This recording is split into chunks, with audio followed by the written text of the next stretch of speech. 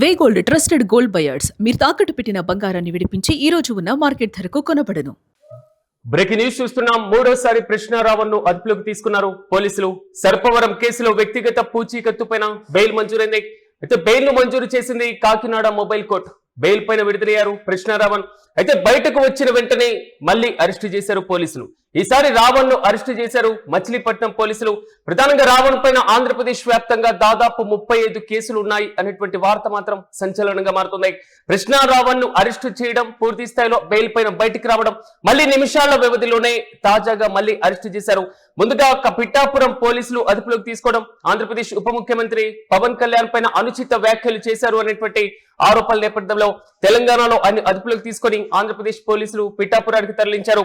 అక్కడ పూర్తి స్థాయి విచారణ జరిపిన తర్వాత వ్యక్తిగత పూచీ పైన బెయిల్ మంజూరు చేసింది న్యాయస్థానం.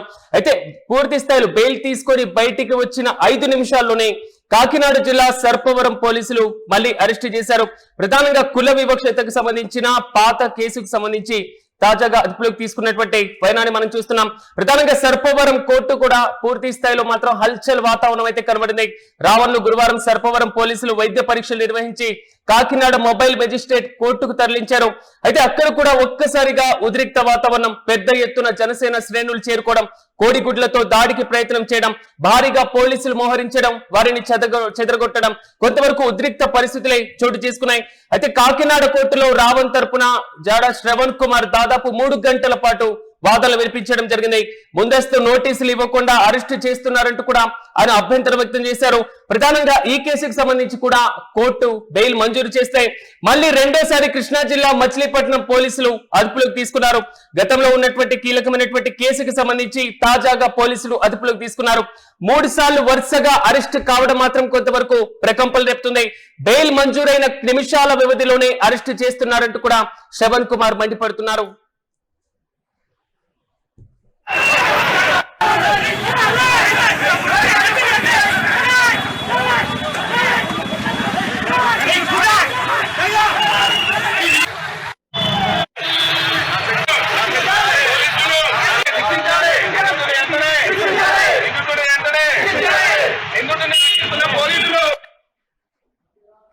ఇక ఇదే అంశంపై మరింత సమాచారం మా ప్రతినిధి వెంకట్ అందిస్తారు. వెంకట్ చెప్పండి, కృష్ణారావణ్ ను 3వ అరెస్టు చేసినటువంటి వైనం కొంతవరకు ప్రకంపనలు రేపుతుంది. పూర్తి అప్డేట్స్ ఏంటి? ఎస్ సిరాజ్, కృష్ణారావణ్ విషయంలో మన ఇద్దరం మాట్లాడుకుంటున్నాం. అతన్ని ఇప్పట్లో విడుదల చేసేటువంటి అవకాశం ఉండదు. రాష్ట్ర వ్యాప్తంగా అతని మీద కేసులు నమోదవుతూనే ఉంటాయనే అంశాన్ని మనం మొదటి నుంచి చెప్తూ వస్తున్నాం. అతనికి మొదటి కేసులో బెయిల్ ఎప్పుడైతే వచ్చిందో అప్పటి నుంచి చెప్తూనే ఉన్నాం. ఈ క్రమంలోనే తాజాగా నిన్న సాయంత్రం మచిలీపట్నం పోలీసులు కేసు నమోదు చేయడం, ఆ తర్వాత అతన్ని అక్కడి నుంచి సర్పవరం వెళ్లి సర్పవరంలో బెయిల్ వచ్చిన తర్వాత వెంటనే బందరు తీసుకురావడం, ఇవన్నీ కూడా మనం చూస్తూనే ఉన్నాం. ఇక ఈ కేసు తర్వాత అంటే మొత్తం గతంలో బోరగడ్డ అనిల్ కుమార్ గాని, పోసాని కృష్ణమురళి గాని ఎలాగైతే తిరిగారో అలాగే ఇప్పుడు ఈ వ్యక్తి కూడా తిరిగేటువంటి అవకాశాలు అయితే స్పష్టంగా కనపడుతున్నాయి. ఇక దీనికి సంబంధించి అటు జనసేన పార్టీ అధిష్టానం, ప్రభుత్వ పెద్దలు మొత్తం కూడా దీనికి సంబంధించి సీరియస్ గా ఉన్నారు. పవన్ కళ్యాణ్ ఇష్టం వచ్చినట్టు మాట్లాడినందుకు గాను అతని విషయంలో ఎక్కడా కూడా వెనక్కు తగ్గకూడదు అనేది ప్రభుత్వ పెద్దల ఉద్దేశంగా కనపడుతోంది. అటు అలాగే ఏదైనా ఒక కేసులో బెయిల్ వస్తే మరిన్ని కేసులు పెట్టడానికి కూడా జనసేన పార్టీ నాయకత్వం కానీ, కార్యకర్తలు కానీ, లేదంటే పవన్ కళ్యాణ్ అభిమానులు కానీ సిద్ధమయ్యారు అనేటువంటి మాట కూడా ఇక్కడ ప్రముఖంగా వినపడుతోంది. ఇక అతని విషయంలో ముందు ఏదైనా సానుకూలంగా వ్యవహరించినా సరే ఇక్కడ జనసేన పార్టీ కార్యకర్తలు అయితే ఊరుకునేటువంటి ప్రసక్తి లేదు అనేటువంటి అంశం అయితే ఇక్కడ కోడిగుడ్ల దాడి కానీ, లేదంటే అతన్ని తమకు అప్పగించాలనేటువంటి ఇది కానీ కనపడుతోంది అనేది అయితే మనం స్పష్టంగా చెప్పుకోవచ్చు. ఇక అతని విషయంలో ఇటు జడా శ్రావణ్ ఎన్ని విధాలుగా వాదనలు వినిపిస్తున్నప్పటికీ, ఒక కేసులో ఏదో రకంగా బెయిల్ తీసుకొస్తున్నప్పటికీ కూడా మరో కేసులో అతను అరెస్ట్ చేయడంతో ఇప్పుడు ఏ విధంగా బెయిల్ కోసం ప్రయత్నం చేయాలి అనే దానికి సంబంధించి అర్థం కానిటువంటి పరిస్థితి అయితే నెలకొంది. కానీ వెంకట్, ఎలాగైనా లోపలే ఉండాలి అనేటువంటి రీతిలో ఈ వరుస అరెస్టులు అంటే నిమిషాల వ్యవధిలోనే బయటికి రావడం, లోపలికి వెళ్ళడం, బయటికి రావడం, మళ్ళీ అరెస్ట్ చేయడం, అంటే ఈ పరంపర చూసుకున్న తర్వాత అసలు ముందస్తు నోటీసులు లేకుండా అరెస్ట్ ఎలా చేస్తారు అనేటువంటి విమర్శలు వస్తున్నాయి. సో దానిపైన పోలీసులు దానికి సంబంధించి ఎటువంటి ఇబ్బంది లేకుండా అక్కడికి వెళ్ళిన తర్వాత మీరు ఈ కేసులో పలానా విధంగా మాట్లాడారు కాబట్టి మేము అరెస్ట్ చేస్తున్నామని అప్పటికప్పుడే నోటీసులు సిద్ధం చేసి అతనికి ఇచ్చేసి మళ్ళీ వెంటనే అదుపులోకి తీసుకుంటున్నటువంటి పరిస్థితి కనబడుతుంది. కాబట్టి ఆ గతంలో పోసాని కృష్ణమూర్ల విషయంలో కూడా ఇలాగే జరిగింది, బోరగడ్డ అనిల్ కుమార్ విషయంలో కూడా ఇలాగే జరిగింది. కాబట్టి ఇక్కడ ఇతను ఇప్పట్లో బయటకు వస్తాడు అనుకోవడం అయితే కాస్త కష్టంగానే చెప్పుకోవచ్చు. ఎందుకనంటే అతను మాట్లాడేటువంటి మాటలు చాలా అభ్యంతరకరంగా ఉన్న నేపథ్యంలో దాన్ని ఖచ్చితంగా ప్రభుత్వం అయితే సీరియస్ గానే తీసుకుంటుంది, పోలీసు విభాగం కూడా సీరియస్ గానే తీసుకుంటుంది అనేది అయితే మనం అర్థం చేసుకోవచ్చు. కానీ ఇప్పటికే ఈ కేసులకు సంబంధించి వరుసగా ప్రముఖులు స్పందిస్తున్నారు, విమర్శలు గుప్పిస్తున్నారు. రాజకీయ పరంగా కూడా విమర్శ ప్రతి విమర్శలకు కారణమవుతుంది ఈ కేసు. దీన్ని ఎలా చూడొచ్చు ఈ కోణంలో? ఇప్పుడు అతనికి సపోర్ట్ చేసేవాళ్ళు, ప్రభుత్వాన్ని వ్యతిరేకించేవాళ్ళు అతన్ని ఖచ్చితంగా సపోర్ట్ చేస్తూ ఉంటారు. ఈ విషయంలో ప్రభుత్వ తీరుని కానీ పోలీసుల తీరుని కానీ ఖచ్చితంగా తప్పుపడుతూ ఉంటారు. ఎందుకనంటే ఇప్పుడు సాధారణంగా విమర్శలు అనేవి సహజం అనేటువంటి మాట మాట్లాడుతూ ఉంటారు. కానీ ఇక్కడ కొంత అతను చేసినటువంటి వ్యాఖ్యల విషయంలోనే కొంత అభ్యంతరాలు అయితే వ్యక్తం అవుతున్నటువంటి పరిస్థితి ఉంది. అందుకనే సాధారణంగా ఇప్పుడు పవన్ కళ్యాణ్ ని చాలా మంది విమర్శిస్తూ ఉంటారు. కానీ ఇప్పటి వరకు కూడా ఈ స్థాయిలో ఎవరిని సీరియస్ గా తీసుకునేటువంటి పరిస్థితి ఉంది. కాబట్టి ఇతన్ని సీరియస్ గా తీసుకున్నారు అంటే ఖచ్చితంగా కేసులు తీవ్రత ఎక్కువగా ఉంది అనేటువంటి విషయం అయితే మనం అంటే చేసిన వ్యాఖ్యల్లో తీవ్రత ఎక్కువగా ఉంది అనేటువంటి విషయం అయితే మనం అర్థం చేసుకోవచ్చు. అందుకనే ఇక్కడ రాష్ట్ర వ్యాప్తంగా కూడా కేసులు నమోదవుతున్నటువంటి పరిస్థితి. సో తాజాగా అరెస్ట్ అయినటువంటి దానిపైన మళ్ళీ ముందస్తుగా బెయిల్ పిటిషన్ దాఖలు చేయడం, ఇప్పుడు ఉన్నటువంటి అరెస్ట్ పైన బెయిల్ పిటిషన్ దాఖలు చేయడం, ఈ పరంపరమైన ప్రశ్నారావణ ప్రక్రియ ప్రారంభించేటువంటి అవకాశం ఉంటుంది అనుకోవచ్చు.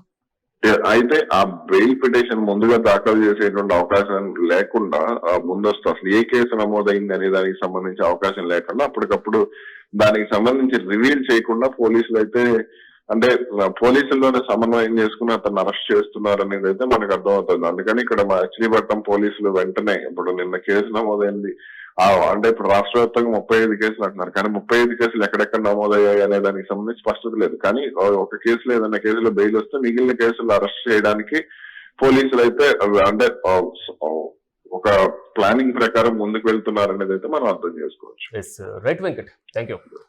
ఆంధ్రప్రదేశ్ ఉప ముఖ్యమంత్రి పవన్ కళ్యాణ్ పైన అనుచిత వ్యాఖ్యలకు సంబంధించి తొలుత అరెస్టు చేసినటువంటి పోలీసులు పిఠాపురానికి తరలించడం, దాని తర్వాత జరిగినటువంటి హైడ్రామా మళ్ళీ కాకినాడ జిల్లా సర్పవరం పోలీసులు అరెస్టు చేయడం, తాజాగా మూడోసారి కృష్ణారావును అరెస్టు చేశారు కృష్ణా జిల్లా మచిలీపట్నం పోలీసులు. సర్పవరం కేసులో వ్యక్తిగత పూచీకత్తు పైన బెయిల్ ని మంజూరు చేసింది కాకినాడ మొబైల్ కోర్టు. బెయిల్ పైన విడుదలయ్యారు కృష్ణారావన్. అయితే బయటకు వచ్చినటువంటి నిమిషాల వ్యవధిలోనే మళ్ళీ అరెస్ట్ అయ్యారు. ఈసారి రావణ్ ను అరెస్ట్ చేశారు మచిలీపట్నం పోలీసులు. రావణ్ పైన ఆంధ్రప్రదేశ్ వ్యాప్తంగా సుమారు 35 కేసులు ఉండొచ్చు అనేటువంటి వాదన బలంగా వినబడుతున్నాయి. అయితే ఈ కేసులు ఒక్క కేసు పైన బెయిల్ పైన బయటికి రావడం, మళ్ళీ మరో కేసులో లోపల అరెస్టు చేసేయడం, ఈ పరంపర మాత్రం కొంతవరకు ఉద్రిక్తత, రాజకీయ పరమైనటువంటి విమర్శలు కూడా కారణమవుతున్నాయి. దీనిపైన ఇప్పటికే లాయర్ శ్రవణ్ కుమార్ కూడా స్పందిస్తున్నటువంటి తీరు, నిమిషాల వ్యవధిలోనే కేసులు చూపిస్తూ కూడా అరెస్టులు చేస్తున్నారు. ఇది పక్కా రాజకీయ కక్ష సాధింపు అంటూ కూడా ఆయన విమర్శిస్తున్నారు. ప్రశ్నించే గొంతులను నొక్కేందుకు ప్రభుత్వం ఇలా చేస్తుంది, దీనిపైన చివరి వరకు న్యాయ పోరాటం చేస్తామంటూ కూడా ఆయన స్పందించారు. అయితే రాష్ట్ర వ్యాప్తంగా ఎన్ని కేసులు నమోదయ్యాయి, ఎన్ని కేసులు కృష్ణారావన్ పైన ఉన్నాయి, ఎంతమంది జనసేన కార్యకర్తలు దీనిపైన కేసులు నమోదు చేశారు అనేటువంటి ఇష్యూ మాత్రం మరింత క్లారిటీ రావాల్సి ఉన్నా ఎక్కడ తన పైన కేసులు నమోదయ్యాయో కనీసం కృష్ణారావానికి కూడా తెలియనటువంటి పరిస్థితి. కానీ ప్రధానంగా ఈ ఏదైతే అంటే ప్రశ్నించేటువంటి గొంతు నొక్కుతున్నారు అనేటువంటి విమర్శ మాత్రం కృష్ణారావన్ కేసుకు సంబంధించి చుట్టూ తిరుగుతుంది. విమర్శ ప్రతి విమర్శలు కూడా కారణమవుతుంది. ప్రధానంగా తెలంగాణ నుంచి అతన్ని తీసుకువెళ్లడం పైన కూడా కొంతవరకు విమర్శలు వ్యక్తమవుతున్నా ఇప్పుడు తాజాగా వరుస అరెస్టులు మాత్రం బయట ఉండకూడదు, ఖచ్చితంగా లోపలే ఉండాలి అనేటువంటి రీతిలో ఒక రకమైనటువంటి కక్ష సాధింపు చర్యకి పాల్గొంటున్నారు అనేది మాత్రం విశ్లేషకుల దగ్గర నుంచి వస్తున్నటువంటి అభిప్రాయం. తాజాగా మూడోసారి కృష్ణారావన్ ను అరెస్టు చేశారు పోలీసులు.